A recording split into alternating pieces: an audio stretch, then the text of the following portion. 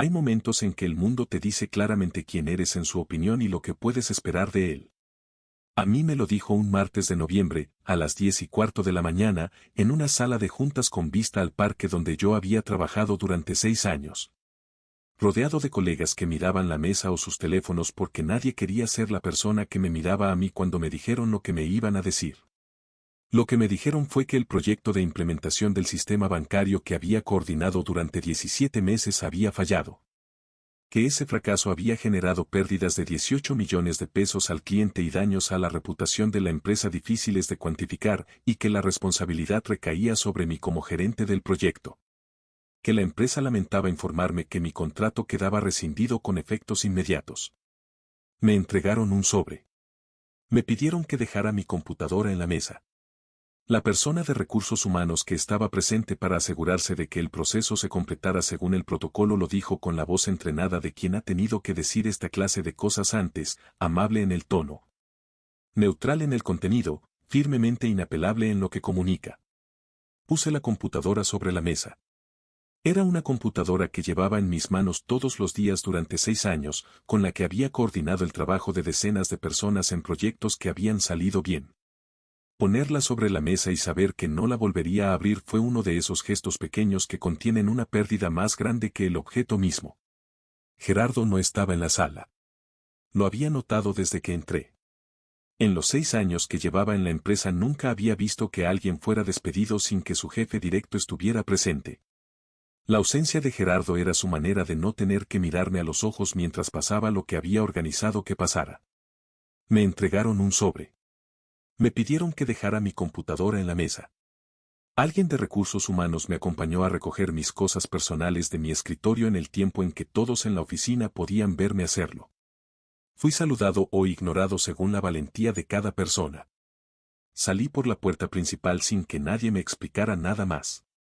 Lo que nadie en esa sala sabía era que durante los 6 meses previos a ese martes yo había estado guardando todo. Y lo que yo no sabía todavía, parado con mi caja de cosas personales esperando el ascensor, era cuánto iba a importar eso. Salí a la calle y caminé durante media hora sin ningún destino.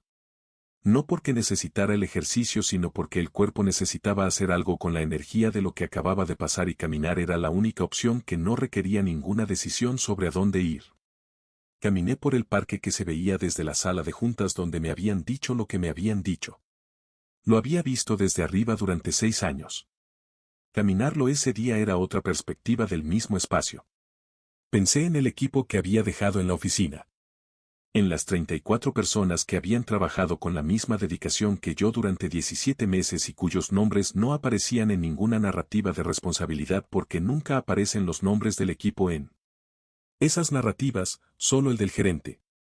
Pensé en que muchos de ellos sabían exactamente lo que había pasado y que ninguno tenía la posición de decirlo sin poner su propio trabajo en riesgo. Pensé en Gerardo, que en ese momento probablemente estaba en su oficina continuando con su día como si nada fuera diferente. Y pensé en el disco duro que llevaba en el bolsillo. Lo que nadie en esa sala sabía era que durante los 6 meses previos a ese martes yo había estado guardando todo. Me llamo Tomás. Tengo 38 años. Soy ingeniero en sistemas con especialización en gestión de proyectos tecnológicos y llevo 14 años en el sector. El proyecto que supuestamente arruiné era la implementación de un sistema de core bancario para uno de los 10 bancos más grandes del país, migración completa de la infraestructura tecnológica de pagos y cuentas. Con un plazo de 17 meses, un equipo de 34 personas y un presupuesto de 82 millones de pesos. Era el proyecto más grande de mi carrera.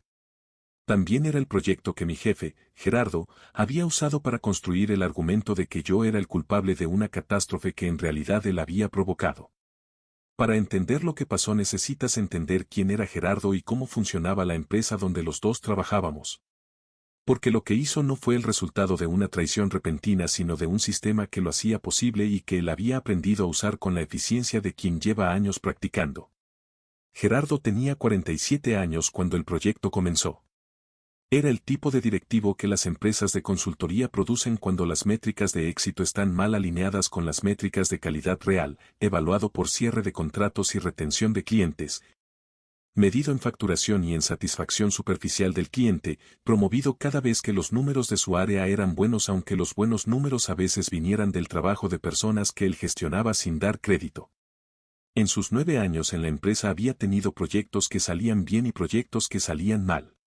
Los que salían bien los presentaba en juntas de dirección con el protagonismo de quien diseñó la estrategia ganadora.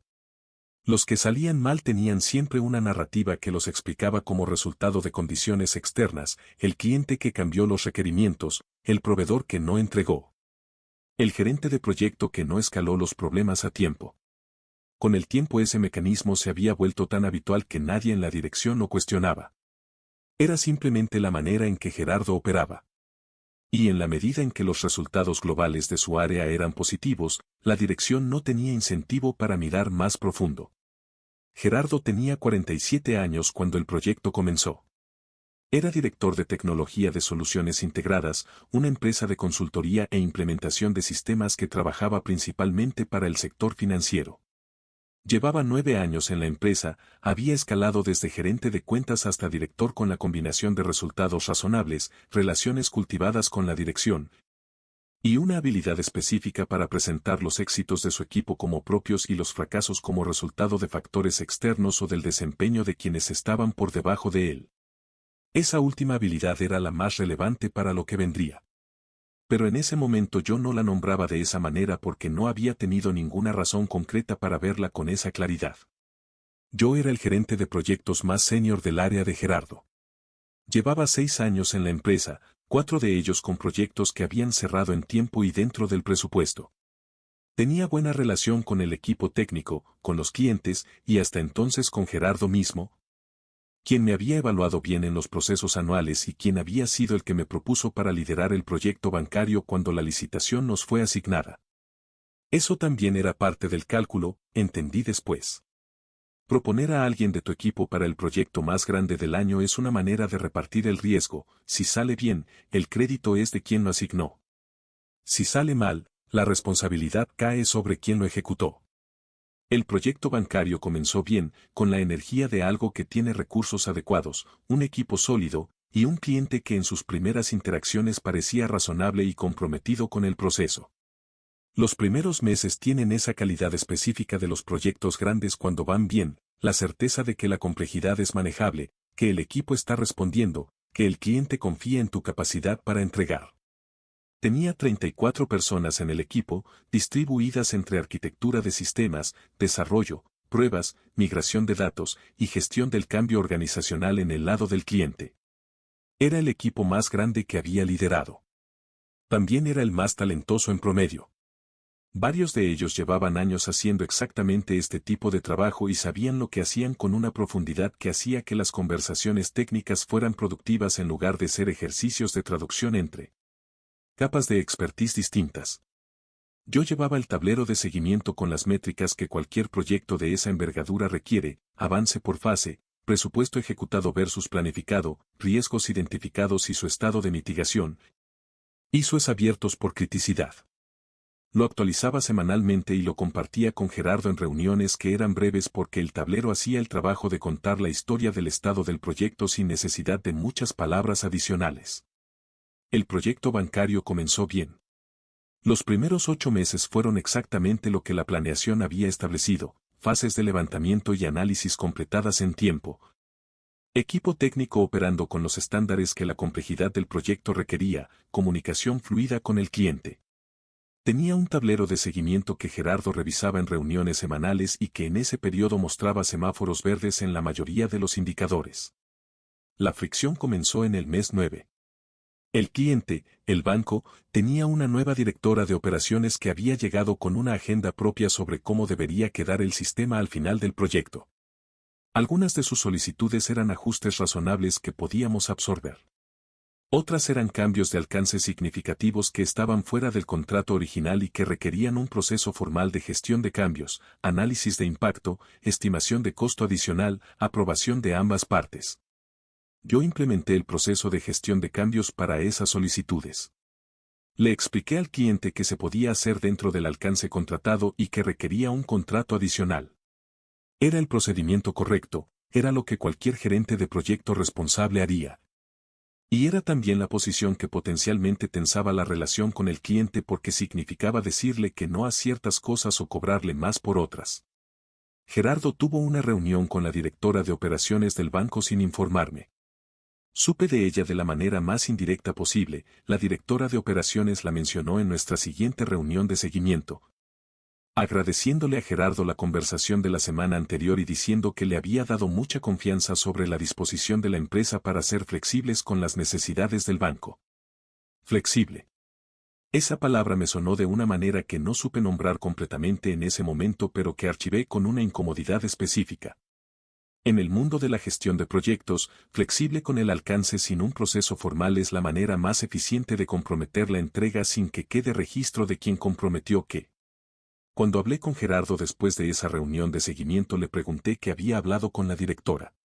Me dijo lo que te conté antes, que había sido una conversación exploratoria para mantener la relación, que nada estaba comprometido formalmente, que yo siguiera con el proceso normal. Lo que no me dijo, y que entendí mucho después, era que la directora de operaciones del banco había entendido esa conversación como una aceptación informal de sus solicitudes de cambio. Que Gerardo, al no cerrar el tema con un no claro y documentado, había creado una expectativa que era imposible de deshacer sin generar una confrontación con el cliente que nadie quería tener. Gerardo tuvo una reunión con la directora de operaciones del banco sin informarme. No sé exactamente qué se dijo en esa reunión porque no estuve presente y porque Gerardo nunca me la mencionó directamente. Lo que sé es lo que pasó después. El cliente comenzó a solicitar los cambios de alcance como si hubieran sido acordados, con una certeza que solo tiene sentido si alguien en nuestra parte les había dicho que esos cambios se harían. Le pregunté a Gerardo. Me dijo que había tenido una conversación exploratoria con el cliente para mantener la relación y que lo que habíamos discutido no comprometía formalmente nada. Que yo siguiera con el proceso de gestión de cambios normal. Seguí. Pero algo había cambiado en la dinámica con el cliente que yo no podía controlar. El banco creía que habíamos acordado cosas que yo no había acordado y que según el contrato no podíamos simplemente entregar sin costo adicional. Esa brecha entre lo que el cliente creía y lo que el contrato decía comenzó a generar tensión en cada reunión de seguimiento. 3 meses después, en el mes 12 del proyecto, Gerardo tuvo otra reunión con el cliente sin informarme. Esta vez no me enteré de pasada en la siguiente reunión de seguimiento. Me enteré porque Gerardo me llamó directamente para contármelo, lo cual en sí mismo me dijo que lo que había acordado era suficientemente significativo como para que no pudiera omitirlo. La llamada fue corta. Me dijo que había tenido una conversación estratégica con la directora de operaciones y con el director de operaciones de su superior, porque el tema había escalado internamente en el banco. Me dijo que había acordado absorber los cambios de alcance sin costo adicional como inversión en la relación comercial. Me dijo que era una decisión estratégica alineada con Dirección General. Le pregunté si tenía la autorización por escrito de Dirección General. Me dijo que había hablado con el director general en persona y que estaba alineado. En ese momento tomé nota de la conversación en mi cuaderno. Fecha, hora, contenido. No como evidencia legal, todavía no pensaba en esos términos, sino como parte de mi hábito de documentar lo que pasaba en el proyecto. Ese hábito que llevaba años practicando y que ese día tomó una dimensión que no había tomado antes. 3 meses después, en el mes 12 del proyecto, Gerardo tuvo otra reunión con el cliente sin informarme. Esta vez el resultado fue más concreto. Cuando vino a contarme lo que había pasado, lo hizo con el tono de alguien que trae buenas noticias.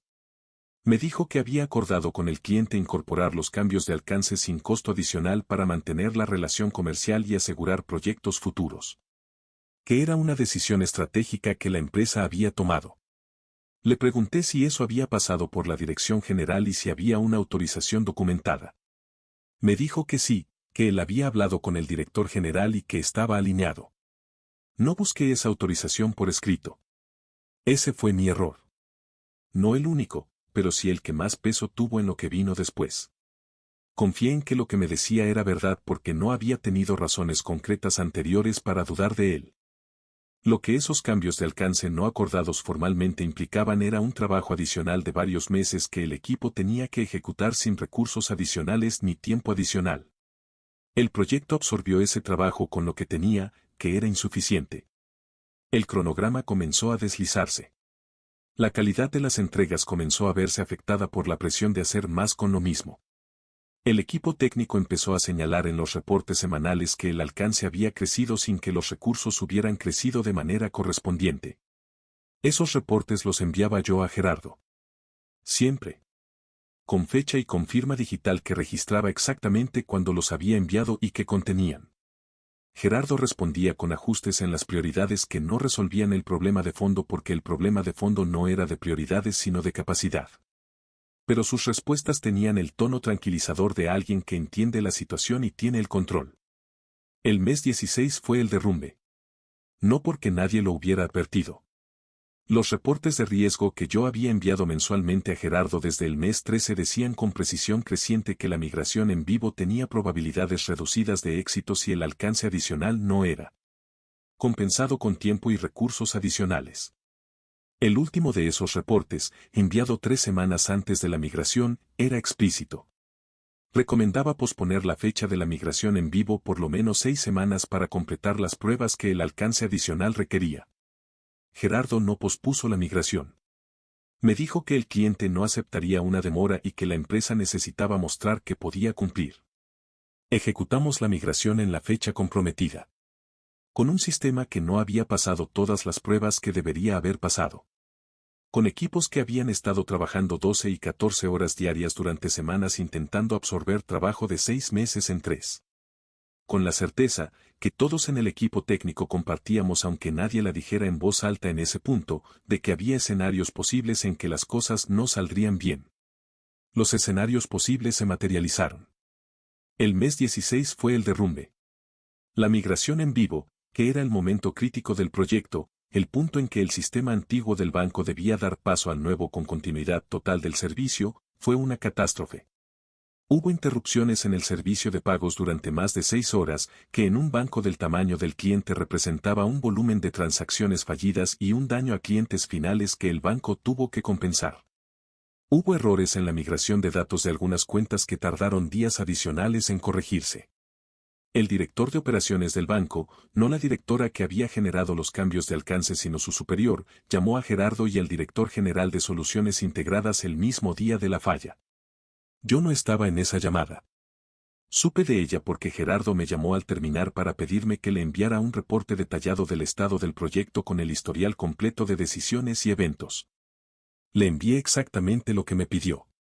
Un reporte de 28 páginas con el historial completo del proyecto, los cambios de alcance no formalizados, los reportes de riesgo que había enviado mensualmente, los correos en que había documentado las discrepancias entre lo que el cliente creía que habíamos acordado y lo que el contrato establecía. Las minutas de las reuniones de seguimiento en que había señalado que los recursos eran insuficientes para el alcance real. Era un reporte que contaba la historia completa, incluyendo las partes que Gerardo no quería que contara. Lo que Gerardo hizo con ese reporte lo supe semanas después, a través de una conversación con alguien del equipo técnico con quien mantenía contacto y que me contó lo que había circulado internamente después de mi salida. Lo que circuló internamente no era el reporte de 28 páginas que yo había enviado. Era una versión de 12 páginas que tenía el mismo encabezado y el mismo formato pero un contenido sustancialmente diferente. La versión de 12 páginas documentaba los problemas del proyecto con precisión. Lo que no documentaba era su origen. La persona del equipo que me contó esto me dijo algo más, que en la presentación que Gerardo había hecho ante la dirección general. Había descrito los problemas del proyecto como resultado de una gestión deficiente de los cambios del cliente por parte del gerente de proyecto. Que había usado frases como falta de escalamiento oportuno y gestión reactiva en lugar de proactiva. Que había presentado los reportes de riesgo que yo había enviado no como evidencia de que había señalado los problemas sino como evidencia de que los había identificado tarde. Era el mismo material, leído con una lente que invirtió completamente su significado. Lo que Gerardo hizo con ese reporte lo supe semanas después, cuando ya era demasiado tarde para cambiar lo que había pasado con él, lo usó como base para construir una narrativa diferente. Seleccionó las partes que documentaban los problemas del proyecto y eliminó o minimizó las partes que documentaban quién había tomado las decisiones que generaron esos problemas. Presentó ante la dirección general y ante el cliente una versión del reporte que mostraba a un gerente de proyecto que había perdido el control de su proyecto, que no había escalado los problemas a tiempo, que había gestionado mal los cambios del cliente. No lo llamó traición. Lo llamó análisis de causa raíz. El día de la junta en que me lo comunicaron yo no tenía todavía la imagen completa de lo que había pasado. Solo tenía la certeza de que lo que me estaban diciendo no correspondía a lo que yo había vivido, y la conciencia de que en ese momento, en esa sala, no había ningún argumento que yo pudiera hacer que cambiara lo que ya estaba decidido. Lo que sí tenía, y que no mencioné en ningún momento de esa reunión, eran 6 meses de archivo digital personal que había estado construyendo desde el momento en que el proyecto comenzó a deteriorarse y que había guardado fuera de los servidores de la empresa. No porque hubiera anticipado exactamente esto, sino porque soy el tipo de persona que guarda las cosas. Que cuando algo no está bien, el instinto no es confrontar inmediatamente sino entender primero. Y entender requiere tener los materiales para entender. Salí de la empresa ese martes de noviembre con mi caja de cosas personales, con el sobre de la rescisión y con un disco duro externo en el bolsillo interior de mi saco que contenía 6 meses de correos exportados. Capturas de pantalla de conversaciones en el sistema de gestión de proyectos, versiones exportadas del tablero de seguimiento con sus fechas de modificación, y las minutas de todas las reuniones que yo había documentado durante el proyecto. Ese disco duro valió más que todo lo demás que saqué de ese edificio. Las semanas que siguieron al despido fueron las más difíciles de las que recuerdo. No en el sentido de dificultades objetivas insuperables, porque como dije tenía recursos para el periodo de transición y tenía un perfil profesional que seguía teniendo valor en el mercado. Sino en el sentido específico de la dificultad de navegar un mundo profesional donde la narrativa sobre ti no está en tu control. El sector de consultoría tecnológica es un ecosistema pequeño y con memoria. Las personas que contratan se conocen entre sí. Los reclutadores tienen sus redes. Las referencias formales son solo una parte de la información que circula cuando alguien evalúa a un candidato. Hay otra parte que circula de manera más informal, conversaciones en eventos, comentarios en respuesta a preguntas indirectas, el silencio significativo de quien sabe algo pero no puede decirlo directamente. En las primeras semanas después del despido noté cambios en respuestas que antes habría recibido de manera diferente. Mensajes que tardaban más de lo normal. Conversaciones que se cerraban con la promesa de un seguimiento que no llegaba. Una entrevista de trabajo en que el entrevistador preguntó sobre el proyecto bancario con el nivel de detalle de quien ya tiene información previa y quiere ver si tu versión coincide con la que recibió. En esa entrevista di mi versión con la mayor claridad posible. No conseguí el trabajo. No sé si fue por eso o por otra razón. Pero la pregunta específica sobre ese proyecto, con ese nivel de detalle, no era coincidencia. Gerardo había llegado antes que yo a esas conversaciones. Las semanas que siguieron al despido fueron las más difíciles de las que recuerdo. No por la dificultad económica, que era manejable porque tenía ahorros y el mercado para perfiles como el mío era activo. Sino por algo más difícil de nombrar, la sensación de que la narrativa de lo que había pasado existía en el mundo con mi nombre puesto de una manera que no era verdad y que yo no podía controlar. En el mundo de la consultoría tecnológica, que es un mundo relativamente pequeño en términos de redes profesionales, la historia de un gerente de proyecto que había dejado caer un proyecto bancario de esa magnitud viajaba. No de manera explícita, no con mi nombre en titulares. Pero en las conversaciones de referencia que los reclutadores hacían cuando evaluaban candidatos, en los comentarios que circulaban en los eventos del sector, en la manera en que algunas personas que me conocían dejaban de responder mensajes, la narrativa que Gerardo había construido hacía daño de maneras que yo podía sentir aunque no siempre pudiera rastrear directamente. Busqué trabajo. Lo encontré, no con la velocidad que habría tenido sin la sombra del proyecto bancario pero sí en un plazo razonable. Me contrató una empresa más pequeña donde el proyecto que me asignaron salió bien, el siguiente también, y donde mi desempeño real comenzó a construir una reputación alternativa a la que Gerardo había fabricado. Pero también hice algo más en ese periodo. Organicé lo que tenía con el rigor de alguien que ha tenido tiempo de salir del caos emocional inicial y que puede ahora ver los materiales con la claridad de quien construye un argumento. El disco duro tenía casi 4 GB de información. Correos exportados en formato que preservaba los metadatos originales, incluyendo las fechas de envío y recepción verificables. Capturas de pantalla del sistema de gestión de proyectos que habíamos usado durante todo el proyecto, con las fechas de creación de cada entrada. Versiones exportadas del tablero de seguimiento con los timestamps de cada actualización. Las minutas de las 84 reuniones que yo había documentado. Que era prácticamente todas las reuniones del proyecto porque era mi hábito de trabajo hacer las minutas y distribuirlas por correo dentro de las 24 horas. Lo que significaba que existían tanto en los archivos de mi computadora como en el historial de correos de los participantes. Y el reporte de 28 páginas que le había enviado a Gerardo, el que él había usado como materia prima para construir la versión editada que había presentado a la dirección. Tenía los dos documentos, el mío y el suyo. Puestos lado a lado era posible ver exactamente qué había eliminado y qué implicaba cada eliminación. Lo que eliminó no era trivial. Eliminó todos los correos que yo le había enviado documentando el origen de los cambios de alcance. Eliminó las minutas de las reuniones en que él había estado presente cuando yo señalaba las discrepancias con el cliente. Eliminó el análisis de riesgo que yo había enviado en el mes 12 advirtiendo que la migración en vivo tenía probabilidades bajas de éxito dado el alcance adicional no compensado con recursos adicionales. Lo que dejó fue el esqueleto de problemas sin la historia de por qué existían esos problemas. Un proyecto con fallas sin la cadena de causas que las explicaba. Un gerente de proyecto mencionado como responsable sin el contexto de las decisiones sobre las cuales no había tenido autoridad. Pasé una semana leyendo y organizando todo eso. Construí una línea de tiempo cronológica que conectaba cada evento del proyecto con la documentación que lo respaldaba. Cuando terminé tenía 147 páginas de análisis, evidencia y contexto. Organicé lo que tenía. Durante el primer mes después del despido no toqué el disco duro. Necesitaba tiempo para salir del estado emocional agudo antes de poder ver los materiales con la claridad que requerían. Cuando ese estado se calmó, lo suficiente para poder leer sin que la ira interfiriera con el análisis, me senté con el archivo y pasé una semana completa, en las noches y los fines de semana, revisando todo lo que tenía. Lo que tenía era más sólido de lo que recordaba haber guardado. Tenía los correos que Gerardo me había enviado describiendo las decisiones sobre los cambios de alcance, con sus fechas. Tenía los correos que yo le había enviado documentando los riesgos que esas decisiones generaban, también con sus fechas.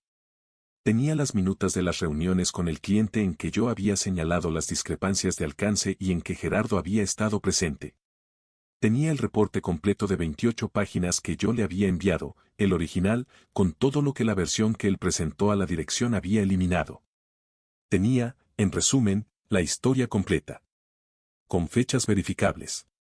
Con la firma digital de los correos que establecía quién había escrito qué y cuándo. Lo que no tenía todavía era un plan. Sabía que la historia existía. Sabía que podía demostrarse. Pero demostrarla ante quién, en qué momento, y con qué propósito, eran preguntas que requerían más pensamiento del que podía hacer mientras simultáneamente reconstruía mi vida profesional. Consulté con un abogado especialista en derecho laboral que me había recomendado un amigo. La primera vez que fui a su oficina no llevé nada salvo el sobre de la rescisión y un resumen escrito de 3 páginas que había preparado para tener claro en mi cabeza lo que iba a contar antes de contarlo. Mauricio tenía 45 años, oficina pequeña en una zona de la ciudad que era práctica más que exclusiva. Y la manera de escuchar de alguien que ha aprendido que las personas que llegan a verlo necesitan ser escuchadas antes de ser aconsejadas. Me dejó hablar durante casi una hora antes de hacerme la primera pregunta. Su primera pregunta fue, ¿tiene documentación? Le dije que tenía un disco duro externo con 6 meses de correos y materiales del proyecto. Me miró durante un segundo. Y luego me preguntó si podíamos vernos de nuevo la semana siguiente con ese disco duro. Nos vimos la semana siguiente. Pasamos otras 3 horas revisando lo que tenía. Mauricio tomaba notas con la velocidad de alguien que procesa información en tiempo real y que ya está construyendo el argumento legal mientras escucha. Al final me dijo algo que me importó escuchar, que en los 12 años que llevaba trabajando en casos laborales, la documentación que yo le estaba mostrando era más completa de lo que tenía el 90% de sus clientes cuando llegaban a verlo.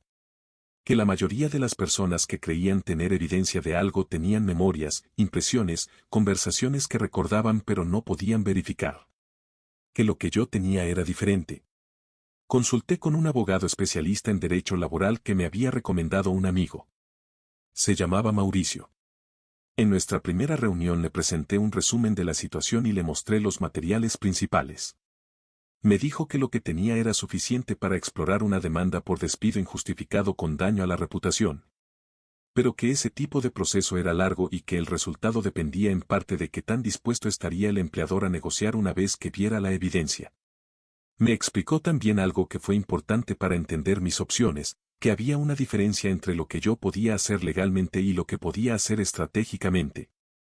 Que el proceso legal era una opción pero que no era la única, y que dependiendo de cómo se desarrollara la situación podría haber momentos en que otro tipo de acción fuera más efectiva en términos del resultado que yo quería. Le pregunté qué resultado quería. Me tomó un tiempo responder porque era una pregunta más compleja de lo que parecía, y Mauricio tuvo la inteligencia de no apresurarse a llenar el silencio mientras yo pensaba. Lo que tenía claro desde el principio era lo que no quería. No quería volver a trabajar en soluciones integradas.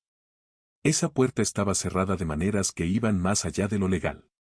No quería tampoco entrar en un proceso judicial largo que me tuviera revisando documentos y asistiendo a reuniones de litigio durante años mientras mi carrera necesitaba seguir avanzando.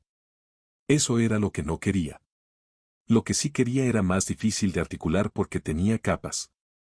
Quería que las personas que me habían contratado en ese trabajo, que me habían dado el proyecto más grande que había tenido, que habían confiado en mi capacidad y que me habían sacado por la puerta de atrás con una caja de cosas personales, supieran que la historia que Gerardo les había contado no era la historia completa.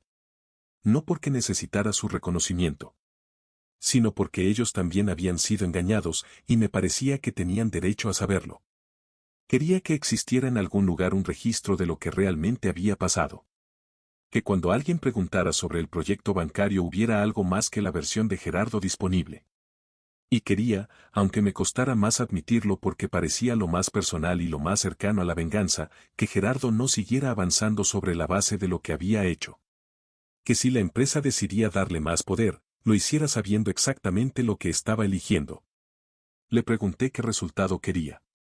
Me tomó un tiempo responder porque era una pregunta más compleja de lo que parecía. Lo que no quería era dinero, o no principalmente. Lo que quería era que la narrativa falsa dejara de existir sin contestación. Que las personas que en el mundo del sector creían que yo había arruinado un proyecto porque era incompetente tuvieran acceso a la versión real. Y que Gerardo no pudiera seguir construyendo su carrera sobre una mentira que me había costado la mía. Ese último punto era el que más tiempo me tomó admitir que lo quería, porque sonaba a venganza y yo no me sentía cómodo con esa palabra. Pero Mauricio me dijo algo que me ayudó a encuadrarlo de otra manera, que lo que yo describía no era venganza sino corrección. Que la narrativa falsa había tenido consecuencias reales en mi vida y que querer que esa narrativa fuera corregida no era un impulso bajo. Era el impulso básico de quien cree que la verdad importa. Le dije que sí, que eso era lo que quería. Mauricio me dijo que esperara. Que el momento correcto para usar lo que tenía no había llegado todavía. Que los momentos correctos para ese tipo de evidencia eran los momentos en que hubiera un contexto en que el impacto fuera máximo, y que ese contexto tendría que presentarse solo. 16 meses después de mi despido, se presentó. Soluciones Integradas había ido bien en ese periodo, lo cual era fácil de monitorear porque era empresa pública y sus resultados se reportaban trimestralmente. El proyecto bancario había sido absorbido como un tropiezo superado, el cliente habían firmado un contrato de mantenimiento que indicaba que la relación había sobrevivido. Y la empresa había cerrado otros proyectos importantes que compensaban lo que el fracaso había costado. Y Gerardo había seguido ascendiendo. Lo supe por la red de contactos que mantenía en el sector. Gerardo estaba siendo considerado para la vicepresidencia de tecnología, que era la posición inmediatamente por encima de la dirección que ya ocupaba y que en esa empresa representaba el nivel de liderazgo justo por debajo del CEO. Era la culminación de una carrera construida en parte sobre la narrativa de que había manejado bien la crisis del proyecto bancario. Mauricio me llamó cuando supo. Me dijo, llegó el momento. Lo que construimos en las 3 semanas que siguieron a esa llamada fue un paquete que Mauricio llamó informe de contexto. No una demanda, no todavía. Sino un documento que presentaba, en orden cronológico y con toda la evidencia adjunta, la historia real del proyecto bancario. Las decisiones de Gerardo no autorizadas. Los correos que yo le había enviado documentando los riesgos. El reporte original de 28 páginas versus la versión editada que había presentado a la dirección. Una comparación detallada de los dos documentos que mostraba exactamente qué había sido eliminado y que implicaba lo que se había eliminado. El informe concluía con una sección legal que Mauricio había preparado, que describía el daño documentado a mi carrera como resultado de la narrativa falsa y que señalaba las vías legales disponibles en caso de que la empresa eligiera no actuar sobre la información que estaba recibiendo. Enviamos el informe a 3 personas, al director general de Soluciones Integradas, al presidente del Consejo de Administración y al director de Recursos Humanos. No lo enviamos como amenaza. Lo enviamos como lo que era, información que la empresa necesitaba tener antes de tomar una decisión de ascenso. Porque esa decisión se estaba tomando sobre la base de una narrativa que la información que adjuntábamos demostraba que era falsa. Mauricio me preparó para 2 escenarios posibles, que la empresa respondiera abiertamente, con interés en entender la situación, o que respondiera a la defensiva. Protegiendo a Gerardo como protegen las organizaciones a sus figuras de poder cuando sienten que la institución está siendo atacada. Me dijo que el segundo escenario era más probable en el corto plazo, pero que si sucedía teníamos opciones legales que ejercer. Lo que sucedió fue un tercer escenario que ninguno de los dos había anticipado completamente. El director general de Soluciones Integradas me llamó personalmente 4 días después de que envié el informe. Era un lunes por la mañana.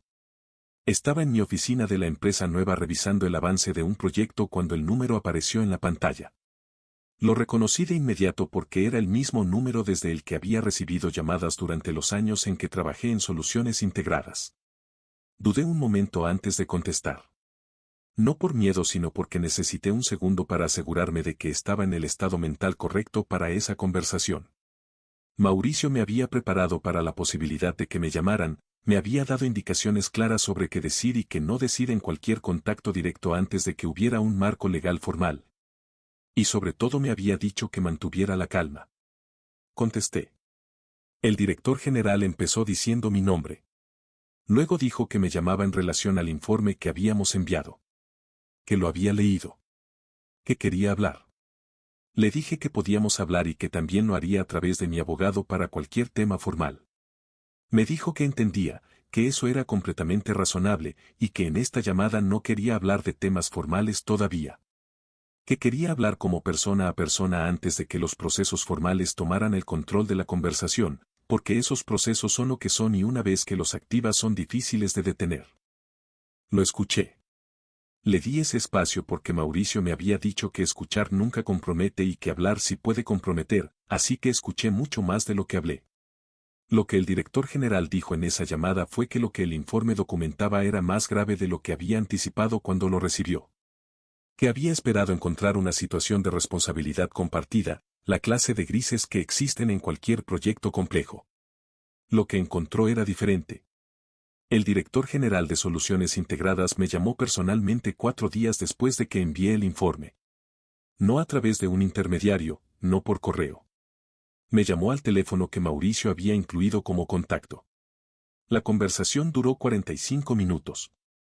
No voy a reproducirla en detalle porque fue una conversación privada y porque algunos de sus elementos son parte de un acuerdo que firmé. Lo que sí puedo decir es su estructura general. El director general me dijo que había leído el informe, que lo había revisado con el presidente del consejo y con el director de recursos humanos. Que habían verificado de manera independiente algunos de los elementos documentados en él y que lo que habían encontrado era consistente con lo que el informe describía. Me dijo que la empresa estaba en proceso de revisar la situación internamente. Que el ascenso de Gerardo estaba suspendido mientras duraba esa revisión. Y que querían explorar si había una manera de llegar a una resolución que fuera justa para mí y que al mismo tiempo manejara la situación con la discreción que la empresa necesitaba dado el impacto potencial en su operación y en sus clientes. Le dije que estaba disponible para esa conversación y que mi abogado participaría en ella. Las negociaciones que siguieron tomaron 6 semanas y tuvieron los altibajos que tienen las negociaciones cuando una de las partes tiene más que perder en términos de reputación institucional que en términos directos de dinero. Y cuando la otra parte tiene más claridad sobre los hechos que la empresa hubiera querido que tuviera. Hubo una reunión en la tercera semana, en que los abogados de Soluciones Integradas presentaron una posición que básicamente argumentaba que la documentación que yo tenía mostraba problemas de gestión compartida pero no establecía responsabilidad individual de Gerardo de manera suficiente para justificar el daño a la reputación que yo reclamaba. Mauricio desmontó ese argumento en 40 minutos con los correos específicos en que Gerardo había autorizado verbalmente los cambios de alcance y en que yo había documentado esa autorización en tiempo real. Hubo otra reunión, en la quinta semana, en que la empresa hizo una propuesta que era razonable en términos económicos pero que no incluía la rectificación formal de la narrativa sobre mi despido. Le dije a Mauricio que sin esa rectificación no había acuerdo. Que el dinero era parte de lo que necesitaba pero que la carta era lo que más me importaba. Mauricio llevó esa posición a la siguiente reunión. La empresa tardó 2 días en responder. Cuando respondió, la carta estaba incluida. Las negociaciones que siguieron tomaron 6 semanas. Fueron conducidas por los abogados de las dos partes, con mi participación en las decisiones principales pero sin que yo tuviera que estar presente en cada reunión. Hubo momentos de tensión, momentos en que la posición de la empresa parecía más interesada en protegerse a sí misma que en reconocer el daño que se me había hecho. Y momentos en que el peso de la evidencia que teníamos movía las cosas hacia un lugar más justo. El acuerdo que firmamos al final de esas 6 semanas incluye elementos que son confidenciales y que no puedo describir en detalle. Lo que sí puedo decir, porque no es parte de las cláusulas de confidencialidad, es lo que no incluye que Gerardo siga en la empresa en el cargo que tenía. La revisión interna tuvo sus propias consecuencias que fueron manejadas por la empresa de manera independiente al acuerdo conmigo. Lo que sí incluye, y que era lo más importante para mí, es una carta de la empresa que rectifica formalmente la narrativa sobre mi salida. Una carta que existe en mi expediente profesional, disponible para referencias, que establece que mi desvinculación de Soluciones Integradas no fue resultado de desempeño deficiente. Esa carta me ha importado más que cualquier otra cosa que salió de ese proceso. Hoy trabajo como director de proyectos en una empresa de tecnología financiera que opera en un segmento del mercado diferente al de Soluciones Integradas y con una cultura interna que trata la documentación de proyectos como parte del trabajo real, no como burocracia que se hace para las auditorías y que después nadie usa. En los 2 años que llevo aquí hemos cerrado 3 proyectos importantes. Ninguno ha tenido una falla de la magnitud del proyecto bancario. Eso no es solo resultado de mejor gestión de mi parte, aunque algo de eso hay. Es también resultado de trabajar en un ambiente donde cuando un director toma una decisión que afecta a un proyecto, lo hace en una reunión con registro, con la persona que gestiona ese proyecto presente, con el análisis de impacto sobre la mesa. Donde los cambios de alcance tienen un proceso que no puede saltarse aunque el cliente presione y aunque la relación comercial esté en juego. Esa cultura no se construye sola. La construyen las personas que están en los cargos de liderazgo y que entienden que la transparencia en la gestión no es un costo sino una protección, tanto para la empresa como para las personas que trabajan en ella. El director general de esta empresa lo entiende. Eso es lo que buscaba cuando estaba evaluando dónde quería trabajar después de todo lo que había pasado. No el salario más alto ni el proyecto más glamoroso. La cultura correcta. La encontré. Hoy trabajo como director de proyectos en una empresa de tecnología financiera donde el proyecto más grande que tengo bajo responsabilidad tiene 40 personas en el equipo y un plazo de 2 años. El tablero de seguimiento tiene más métricas que cualquier tablero que haya manejado antes. Cada decisión significativa queda documentada con fecha, participantes y racional. Cada cambio de alcance pasa por el proceso formal antes de que se comprometa nada con el cliente. No lo hago por paranoia. Lo hago porque aprendí, de la manera más cara posible, que los proyectos tecnológicos son organismos complejos donde las cosas que no se documentan son las que cuando fallan no tienen historia verificable. Que en ese vacío de historia verificable, cualquier narrativa puede instalarse. Hay algo que quiero decir sobre Gerardo antes de cerrar, porque sería demasiado fácil terminar esta historia con él como el villano unidimensional que merece todo lo que le pasó y ya. Y la realidad es siempre más complicada que eso. Gerardo no salió de soluciones integradas de la manera en que yo salí. No salió con una caja de cosas personales acompañado por alguien de recursos humanos mientras sus colegas miraban para otro lado. Lo que pasó con él fue un proceso más gradual y más institucional que el despido abrupto que yo recibí, que es quizás la diferencia más irónicamente clara entre cómo se tratan esas situaciones según el nivel jerárquico. Lo que sé, por personas del sector que mantienen contacto con lo que pasó en la empresa, es que el ascenso que había estado por suceder no sucedió. Que hubo una reorganización del área de tecnología a los pocos meses de las negociaciones. Que Gerardo salió de la empresa en ese proceso de reorganización con un acuerdo de salida que no es el tipo de acuerdo que le dan a alguien cuyo trabajo ha sido impecable. No lo celebro. No en el sentido de que me alegre del daño que le haya tocado. Pero tampoco lo lamento de la manera en que lamentaría que algo malo le pasara a alguien que no ha hecho lo que hizo. Lo que me importa más que lo que le pasó a él es lo que aprendí sobre el tipo de sistemas que hacen posible lo que hizo. Los sistemas que premian la capacidad de presentar bien más que la capacidad de hacer bien. Que miden resultados de corto plazo sin trazar su origen. Que no tienen mecanismos para verificar que la narrativa que los líderes presentan sobre sus equipos corresponde a la realidad de lo que los equipos vivieron. Esos sistemas producen personas como Gerardo porque les dan las condiciones para operar sin consecuencias. La documentación que yo tenía fue lo que rompió esa cadena en ese caso específico. Pero la cadena existe en muchos otros lugares donde nadie tiene documentación. Hay algo que quiero decir sobre Gerardo antes de cerrar, porque sería demasiado fácil terminar esta historia con él como el villano unidimensional que merece todo lo que le pasó y ya. Gerardo era bueno en muchas cosas. Era bueno cerrando negocios. Era bueno construyendo relaciones con clientes. Era bueno en las presentaciones en que había que inspirar confianza. Esas habilidades eran reales y tenían valor real para la empresa. Lo que no era bueno era absorber el costo de los errores. Cuando el proyecto comenzó a salirse de lo planeado por las decisiones que él había tomado, el mecanismo que se activó no fue el de quien dice cometí un error y necesito corregirlo. Fue el de quien busca dónde depositar ese error para que no aterrice sobre él. Y el lugar más accesible donde depositar ese error era la persona formalmente responsable de la ejecución del proyecto. Ese mecanismo no es raro. Es más común de lo que quisiéramos que fuera. Existe en organizaciones de todos los tamaños y en personas de todos los niveles. Lo que varía es si hay o no hay registro de lo que realmente pasó. Cuando hay registro, el mecanismo tiene límites. Cuando no hay registro, no los tiene. Yo tenía registro. Por hábito, por instinto, por la suerte de ser el tipo de persona que guarda los correos importantes y hace copias de las minutas. No por estrategia anticipada sino por una manera de trabajar que con el tiempo se había convertido en mi manera de entender los proyectos, que la historia de un proyecto es tan importante como su estado actual. Porque cuando algo falla la historia es lo único que permite entender por qué y a partir de qué momento. Eso que aprendí a hacer en proyectos me salvó cuando el proyecto más grande de mi carrera se convirtió en el momento más difícil de ella. Si estás en un trabajo donde tienes responsabilidades sobre proyectos o procesos importantes, y especialmente si estás en un ambiente donde las decisiones se toman de manera informal o verbal con frecuencia. Te digo lo que aprendí, guarda los correos.